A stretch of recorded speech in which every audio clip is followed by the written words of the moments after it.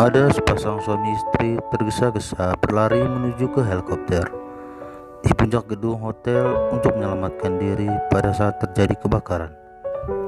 Tetapi saat sampai di atas sana, mereka menyadari bahwa hanya ada tempat untuk satu orang yang tersisa. Dengan segera sang suami melompat mendahului istrinya untuk mendapatkan tempat itu. Sementara sang istri hanya bisa menatap kepada sambil meneriakkan sebuah kalimat sebelum helikopter itu meninggalkannya.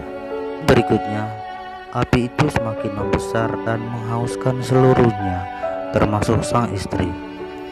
Dosen yang menceritakan kisah ini bertanya pada mahasiswanya, "Menurut kalian, apa yang istri itu teriakan?"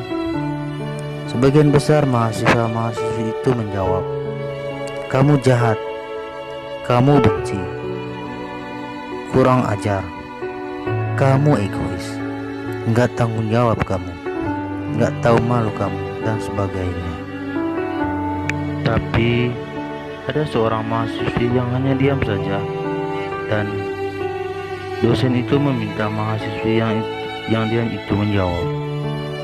Kata si mahasiswi, "Saya yakin si istri pasti berteriak, 'Tolong, jangan jaga anak kita baik-baik.'" Dosen itu terkejut dan bertanya, "Apakah kamu sudah pernah dengar cerita ini sebelumnya?"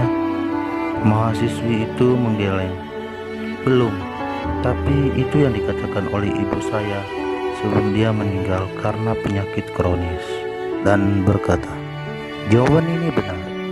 Hotel itu kemudian benar-benar terbakar habis, dan sang suami harus kembali ke kota kecilnya dengan air mata yang terus menetes. Harus menjemput anak-anak mereka yang masih TK dan balita dan mengasuh anak-anak mereka sendirian, dan kisah tragedi tersebut disimpan rapat-rapat tanpa pernah dibahas lagi. Bertahun-tahun kemudian, anak-anak itu sudah menjadi dewasa.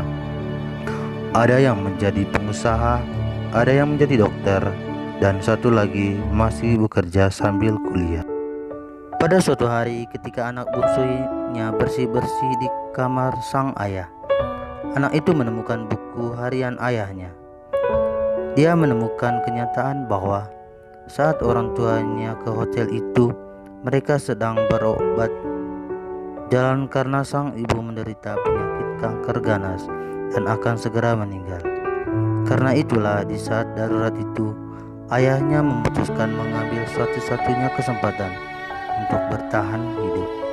Dan dia menulis di buku harian itu, "Betapa aku berharap untuk sang istri yang naik ke helikopter itu. Istriku sayang, tapi demi anak-anak kita, terpaksa dengan hati menangis membiarkan kamu terbakar sendirian." Si anak bungsu kemudian menceritakan kepada kedua kakaknya, dan mereka bertiga segera menyusul sang ayah di kampus.